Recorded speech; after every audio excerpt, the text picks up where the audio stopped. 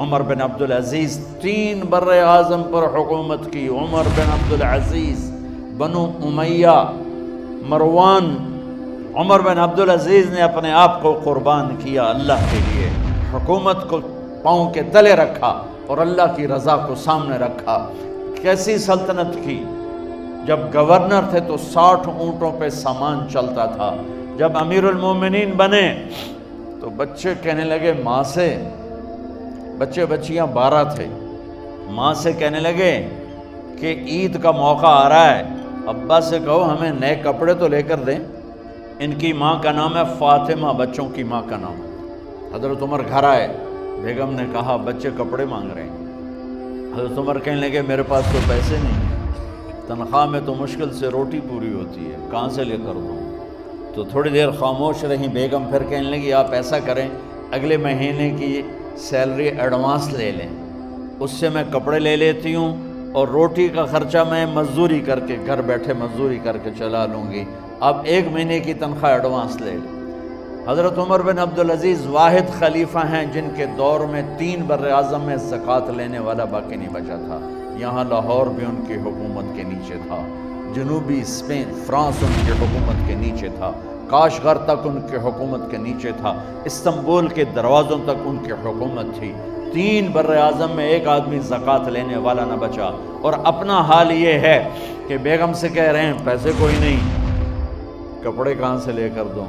اور بیگم طریقہ بتا رہی ہے کہ آپ اگلے مہینے کی تنخواہ ایڈوانس لے لیں، اس سے میں کپڑے لے لوں گی اور چولہے کا خرچہ، روٹی کا خرچہ میں گھر بیٹھ کے مزدوری کر کے کما لوں گی. تو حضرت عمر کہنے لگے ہاں یہ ٹھیک ہے. باہر آئے وزیر خزانہ مزاحم، انہیں بلایا کہ بھائی ہمیں اگلے مہینے کی تنخواہ ایڈوانس چاہیے. اس نے کاغذ قلم آگے رکھ دیا، کہا حضرت آپ مجھے لکھ کے دے دیں، آپ 1 ماہ زندہ رہیں گے، میں آپ کو تنخواہ دے دیتا ہوں. چپ کر کے اٹھے، ایک لفظ نہیں بولے. گھر گئے، اپنی بیگم فاطمہ سے کہا بیگم بچوں سے کہہ دو کہ باپ کے پاس کپڑے لے کر دینے کی سخت نہیں ہے. اور خزانے ایسے بھرے پڑے تھے کہ زکوٰۃ لینے والا کوئی نہیں تھا.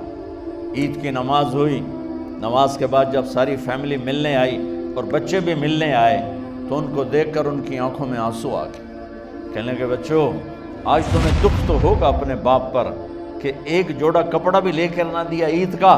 تو ان کے ایک بیٹے نے کہا ابا جان آج ہم بڑے خوش ہیں، ہمارا سر اونچا ہے کہ ہمارے باپ نے مسلمانوں کے مال پہ ڈاکہ نہیں ڈالا.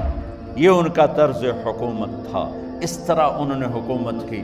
گھر میں تشریف لائے تو بیٹیوں سے بات کی تو انہوں نے منہ پہ سے دوپٹہ رکھا ہوا. تو فرمانے لگے کپڑا تو ہٹاؤ، دوپٹہ کیوں رکھا ہوا ہے؟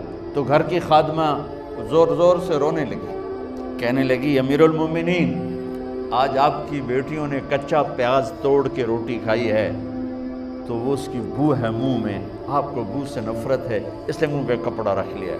تو حضرت عمر اتنا روئے کہ ان کی داڑھی تر ہو گئی. کہنے لگے آخر میں جب تھوڑا آسرے میں آئے کہا میری بیٹیوں تمہارا باپ تمہیں بڑے اچھے کھانے کھلا سکتا ہے لیکن میں جہنم کو برداشت نہیں کر سکتا. اب مرنے کا وقت آ گیا. جب وہ گورنر تھے تو 60 اونٹوں پہ ان کا سامان چلتا تھا، اور جب وہ امیر المومنین بنے تو عیادت کے لیے لوگ آ رہے تھے تو سالے عیادت کے لیے آئے. فاطمہ کے بھائی کپڑے دیکھے امیر المومنین کے تو بہن کو ایک طرف کر کے فرمایا، کہنے لگے امیر المومنین کے کپڑے تبدیل کروا دو، لوگ پوچھنے آ رہے ہیں تو میلے کپڑے اچھا نہیں لگتا. کہا جی بھائی کرواتی ہوں. اگلے دن جب وہ حال پوچھنے آئے تو پھر وہی کپڑے تھے تو انہوں نے ان کو الگ جا کر کہا بہن میں نے تمہیں کہا تھا کپڑے بدلوا دیتی، کیوں نہیں بدلوائے؟ تو وہ رونے لگی، کہنے لگی کہاں سے بدلواؤں، جوڑا ہی ہے. اور حکومت کتنی تھی؟ 3 بر اعظم. ایک جوڑے میں اللہ سے ملنے جا رہا ہے. جب ان کی موت کا وقت قریب آیا تو انہوں نے رجا بن حیوہ کو بلایا، ان سے فرمانے لگے سنو میں نے 3 بادشاہوں کو قبر میں اتارا لیکن ان کے کفن کی گرہ کو جب کھول کے دیکھا تو ان کے چہرے قبلے سے ہٹ چکے تھے، وہ رنگ ان کے کالے پڑ چکے تھے. ولید بن عبد الملک، سلیمان بن عبد الملک، عبد الملک بن مروان، عبد الملک باپ ولید بیٹا، سلیمان بیٹا، یہ تینوں کا ان کے چہرے کالے ہو گئے تھے اور ان کا قبلے سے منہ پھر گیا تھا۔ اب میں مرنے لگا ہوں، مجھے پہلے ضرور چیک کرنا کہ میرا اللہ میرے ساتھ کیا کرتا ہے۔ پہلے تینوں کی ظلم کی حکومت تھی، ان کے چہرے قبلے سے کیوں ہٹ گئے؟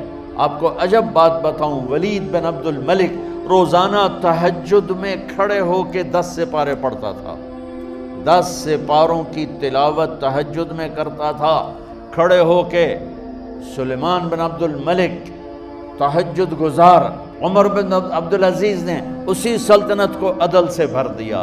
سلیمان بن عبد الملک کی ڈیڈ باڈی جب قبر کے قریب لائے اتارنے کے لیے تو ایسے ایسے ہلنے لگا، اس کا پورا جسم ہلنے لگا۔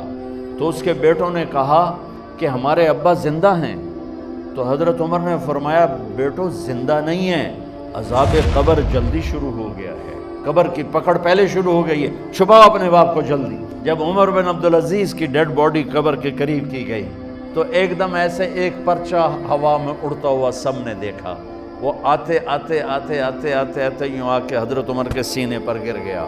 سب دیکھ رہے ہیں۔ جب پرچے کو اٹھا کے دیکھا گیا تو اس پہ ایک سطر پہ لکھا تھا بسم اللہ الرحمن الرحیم، اور دوسری سطر پہ لکھا تھا براءۃ من اللہ لعمر بن عبد العزیز من النار، یہ عمر کے لیے جہنم کی آگ سے نجات کا پروانہ ہے۔ 3 بر اعظم کی سلطنت لے کر وہ جنت کا پروانہ لے کر دنیا سے گئے۔ جب ان کو قبر میں اتارا گیا تو انہوں نے رجا بن حیوہ سے فرمایا تھا 3 بادشاہوں کے چہرے دیکھے قبلے سے پھر گئے، رنگ کالے پڑ گئے، مجھے تم نے دیکھنا ہے کہ کیا ہوتا ہے۔ تو رجا فرماتے ہیں جب میں قبر میں اترا اور ان کے کفن کی گرہ کو کھول کے دیکھا تو چہرہ قبلے کی طرف فکس تھا، اور مجھے یوں لگا جیسے 14ویں رات کا چاند قبر میں اتر آیا۔ اللہ کو اپنی منزل بناؤ، اللہ کو اپنی منزل بناؤ، اللہ کو اپنی منزل